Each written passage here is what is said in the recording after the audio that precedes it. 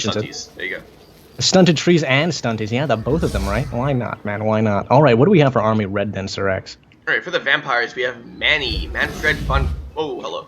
We have Manfred von Karstein equipped with lots of stuff. Swarm of Flies on that dragon. We have Curse of Undeath. We have Life Leeching. Sword of Unholy Power. So lots of magic regen. We have Fate of Buna. That's a strange pick against the dwarves. We have Invocation to Heck. We have Van Hell's Dance Macabre. We have Raised Dead, Master of the Black Arts, and Undead Resurgence. So he really wants to go very magic heavy. We have a Corpse Cart with Unholy Lodestone. We have a regular Morris Engine, 2 units of Bats, 2 units of the Crypt Horrors, and the mainline infantry is going to include 1 unit of Zombies, 1 unit of the Tithe, as well as 1, 2, 3, 4, 5 units of Grave Guard with great weapons to crack open that dwarven armor. Alrighty, in the meantime, on the Dwarven side here, I think Viking Cat, the Gborto, I think makes a good choice here, not taking a lot of infantry, or missile infantry, that is, and so his the center of his lines can't quite be cracked open, but what else does he bring here? A single unit of Grimlings, Ironbreakers out here in the front. He's also got 1, 2, 3, 4 units of Dwarf Warriors. They're going to be accompanied by 2 units of Rangers with great weapons and 2 units of Longbeards with great weapons. He's also going to have a single extra unit of Longbeards in the form of the Grumbling Guard, of course. No vigor loss, basically. An incredibly potent unit and basically the centerpiece of any dwarf formation. Absolutely fucking necessary if you want to win any battles with the Dowie. And then in the back, a kind of atypical choice, but one of my favorite choices by far. The Viking Cats, the Gborto's bringing in some Peaks Gate Guard Hammers. Now, they have magic damage, and they do a shitload of damage on hit, but being incredibly expensive makes them a somewhat less seen option overall. Yeah, and of course they do have that armor, Sundering.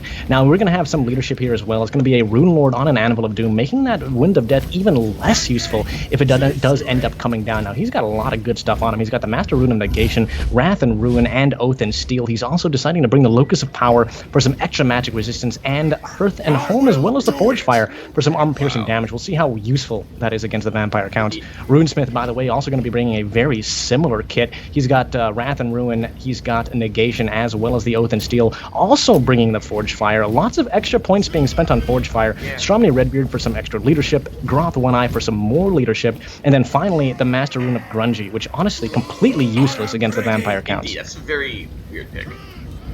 Yeah, very odd indeed. Maybe Gborto wasn't quite looking at his item choices. Yeah.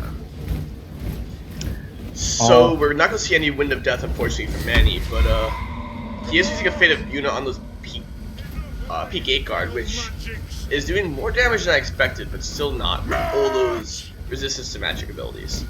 Yeah, I mean, that's an incredibly good choice, right? If there's somebody that you're going to Fate of Buna, I would actually probably say it comes between 2 units, either your Peaksgate Guard or your Grumbling Guard. I would probably favor putting it on your Grumbling Guard, but either way, you get a lot of bang for your buck putting it on one of those 2 guys. Look at that damage, though. Incredible. I guess he used an Overcast. Yeah, even with the resistance. It was incredible, right? I mean, no Rune Negation pop, though, for the Rune Lord, and so the next time that spell comes down, he can certainly pop that and stop some of that damage. Also, with these Lord Grimling Ironbreakers up front, it's kind of strange. I've always thought that they have Vanguard deployment. Like, what? Yeah, interesting. I mean, I guess they're tunneling some way, man. They're tunneling or something. That's true. So the Vampire Army, I like how they're, like, going to swing around, but it's a very effective strategy, especially against the Dwarves, but you need to just spring it in time. See if you can do that. Yeah, he does need to swing it in time, and I worry a little bit just because this flank is so freaking far away. I mean, it is incredibly far. By the way, an engagement starting out here on these Grimling Iron Breakers, man. It's a great engagement. He's preventing a lot of these bombs from being thrown at the Grave Guard, and you know how effective those bombs are, SirEx. Indeed. And look at those ranged with great weapons. Too far out of range. Manny gets some charges, rips them up, destroys their formation. That Runesmith is going right past that main line to try to hurt Manfred, and he does not get it off.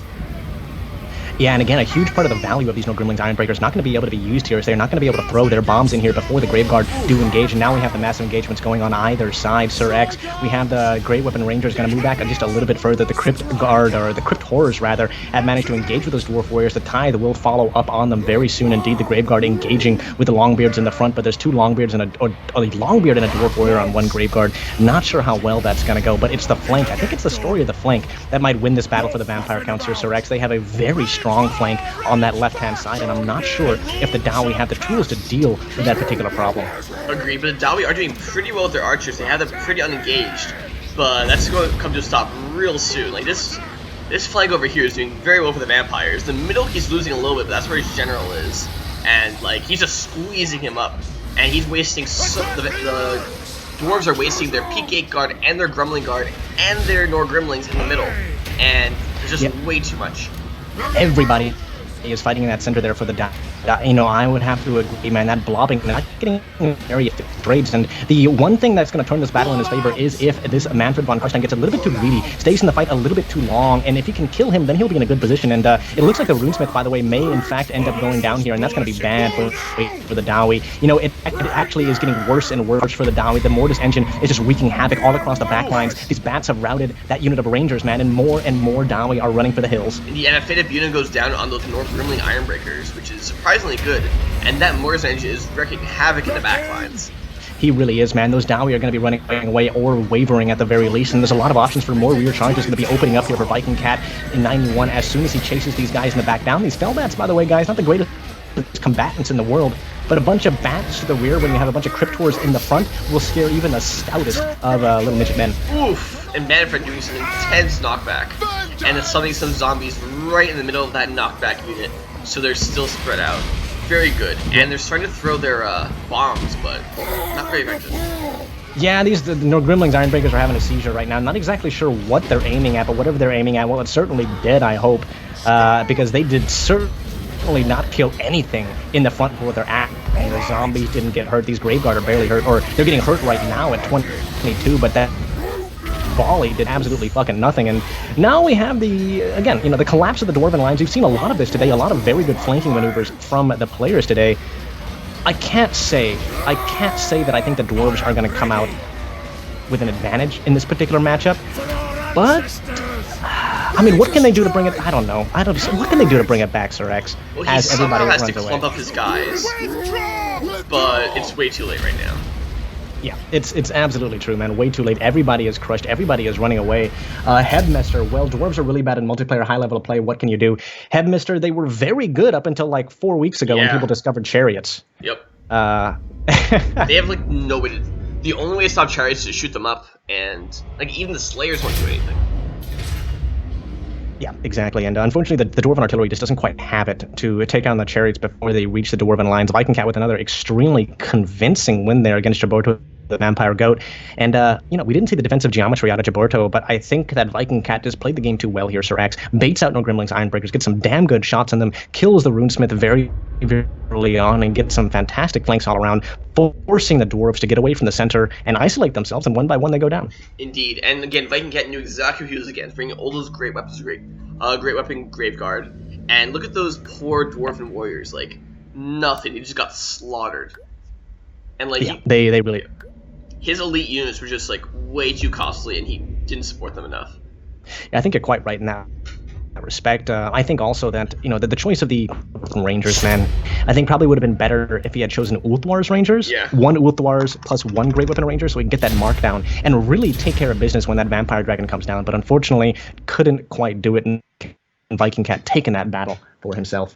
Precisely. And those bats, like, they honestly didn't need to do too much work. Yeah, I mean, you know, they did good, though. They did damn good, but, you know, as far as the moral support and getting those rear charges in there, so...